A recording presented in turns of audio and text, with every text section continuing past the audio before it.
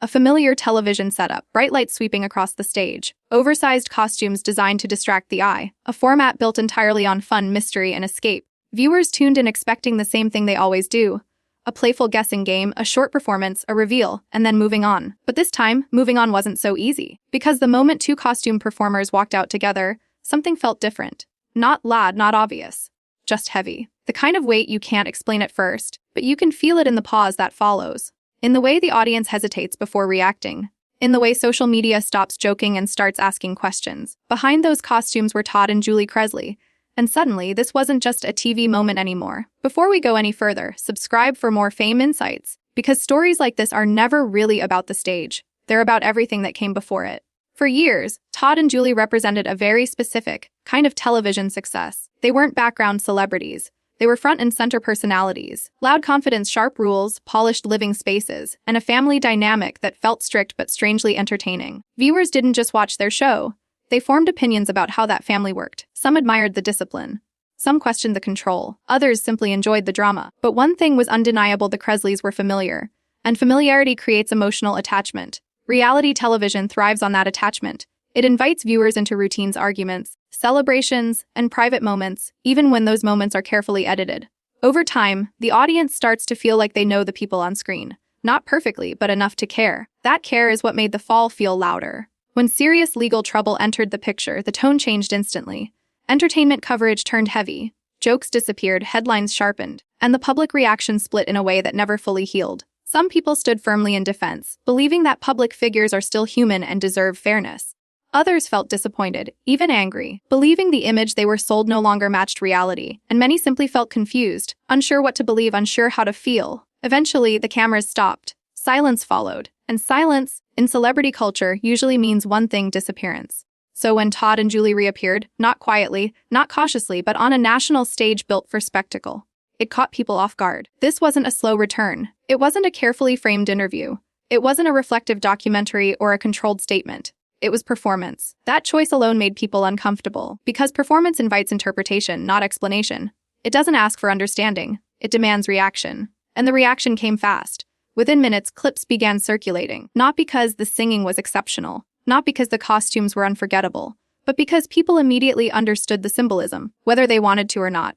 Some viewers laughed nervously, others felt unsettled. Many asked the same question in different ways: is this confidence, or is this crossing a line? The internet didn't wait for context. It never does. Comments filled with opposing emotions. Supporters praised the courage it takes to step back into the spotlight after being publicly torn apart. Critics questioned whether certain chapters of life should ever be turned into entertainment. What made it worse, or more powerful, was that there was no clear answer. Todd and Julie didn't explain themselves on stage. They didn't justify their choice. They simply showed up. And showing up, after everything, was enough to reopen the entire conversation, because this wasn't just about them anymore. It became about how we, as an audience, respond when familiar faces refuse to stay hidden. When people we once judged try to re-enter the same spaces they once dominated.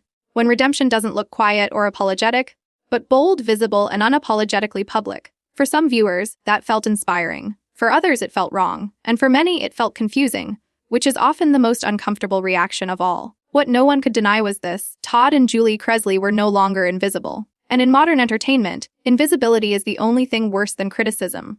This moment didn't erase the past. It didn't resolve public opinion. It didn't offer closure. What it did was force everyone watching to confront a question they weren't prepared to answer. What does moving forward actually look like? And who gets to decide? But to understand why this return hit so hard, we have to go deeper into the emotional contract reality TV creates, and why breaking it leaves scars that don't fade easily. That's where this story really begins. To understand why this moment exploded the way it did, you have to understand something deeper than headlines or television formats. You have to understand the emotional contract of reality TV. Reality television doesn't just sell entertainment, it sells access. It invites viewers into homes, routines, arguments, and personal moments. Over time, audiences stop seeing the people on screen as distant celebrities and start seeing them as familiar presences. Not friends exactly, but not strangers either. That blurred boundary is powerful. For years, Todd and Julie Chrisley existed inside that space. Their family dynamic played out in front of millions. Viewers watched how decisions were made, how rules were enforced, how love was expressed, and how conflict was handled.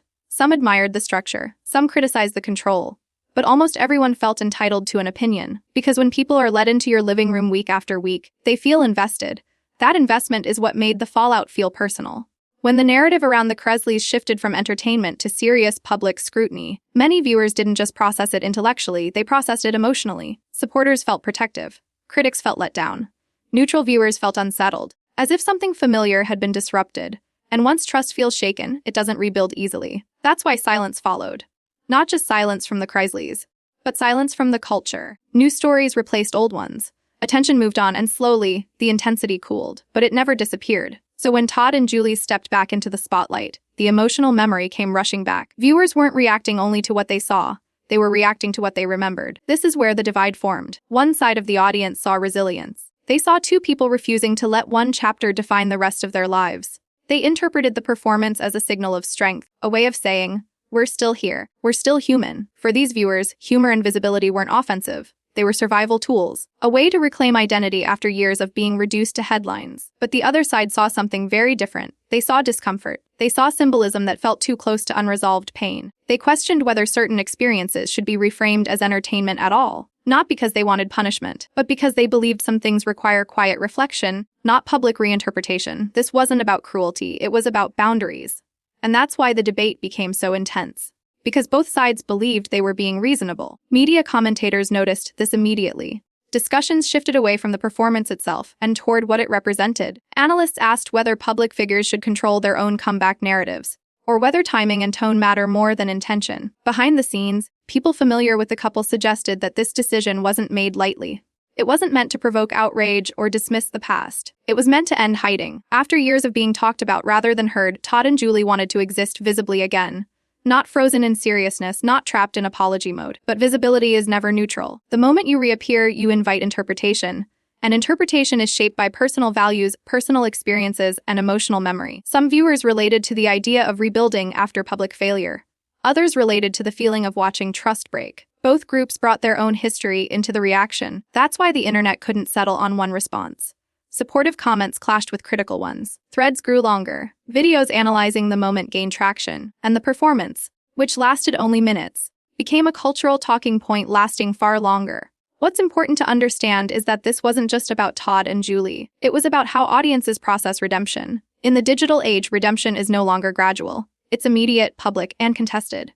There is no shared timeline for forgiveness. Everyone moves at their own pace, and social media forces all those timelines into the same space. So when Todd and Julie stepped onto that stage, they unknowingly walked into a room filled with unresolved emotions. Some people were ready to move forward, others weren't.